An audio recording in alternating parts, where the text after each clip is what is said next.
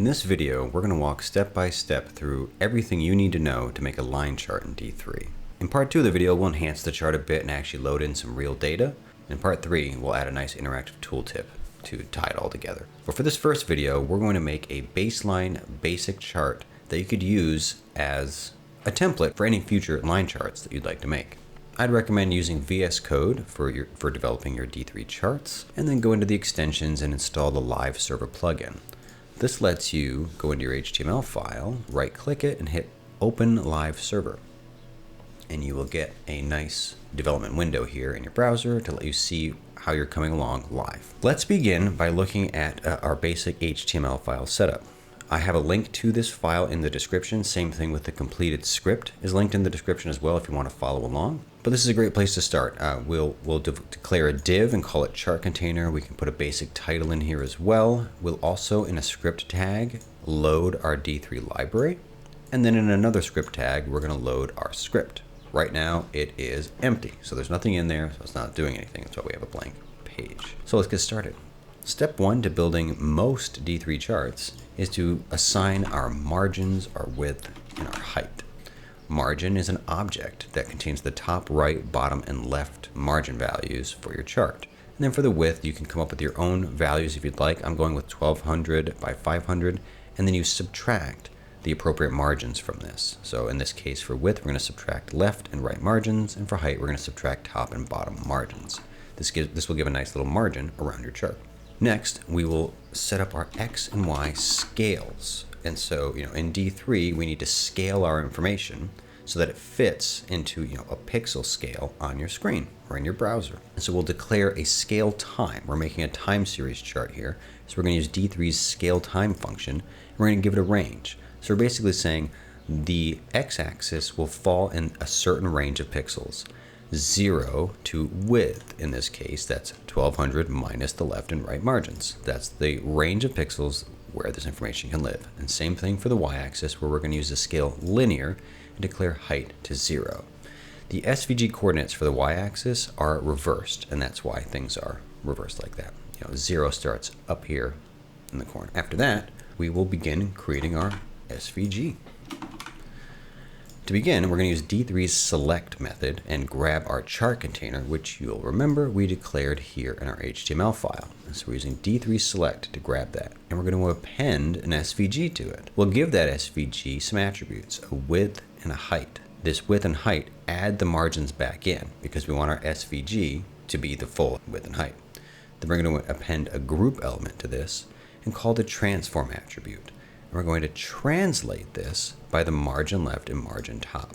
This is going to get it so that our SVG sits right nice and cozy inside of our container. Next, we're going to create some fake data to make our basic sort of template line chart.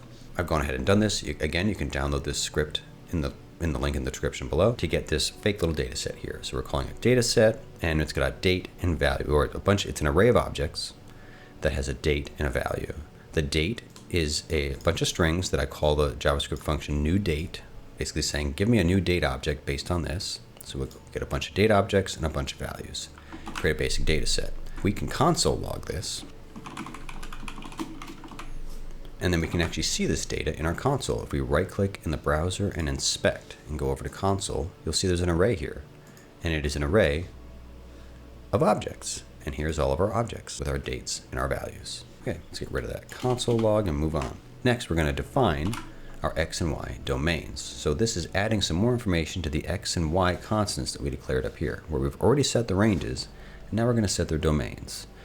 The domain basically means what data is going to fit into the range we declared earlier.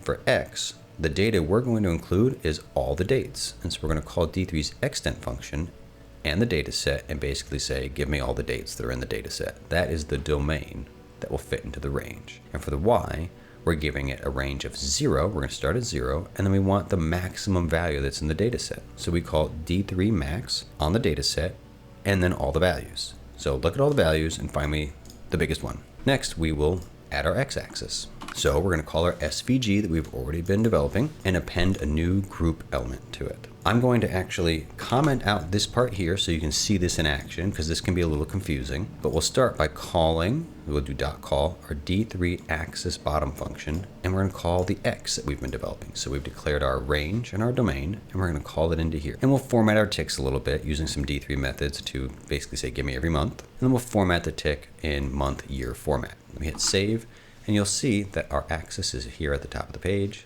Every month, January, February, March, and so on. But it's at the top. That's where this comes in, where we are transforming this group element and we're translating it by the 0 and the height. And this is basically saying, move it to the bottom. So I hit save and down it goes. The y-axis is a bit simpler in that we will call our SVG again and append a new group, and we're just going to call the axis left with the y. And that's going to toss it right there. Because we're making a line chart, we need to create our line generator. We'll create a new constant called line, and we'll call in the D3 line function. And part of this is declaring this X piece of it. We're saying the X of the D3 line is all the dates, and the Y is all the values. And this is going to basically be our generator. It's going to use that information to generate our line. And finally, to pull it all together, we will append a new path. We're going to use the datum call and pass in the entire data set, which we've created above. We'll style it a little bit with some attributes, and we'll give it no fill. We'll create a stroke and call it, we'll create a stroke color of steel blue and a stroke width of 1. And then for the D attribute, we're going to call this line generator that we created up here. And when we hit save, we get a line. And just like that, we now have a line chart in D3 on our browser. In part 2, we're going to swap out our fake data set with a real data set that we found on the web. We're also going to style our axes, labels a little bit more, and bring in some quality of life things like grid lines and things like that to get this even closer to being a really nice line chart. I'll see you in the next video. Thanks for watching.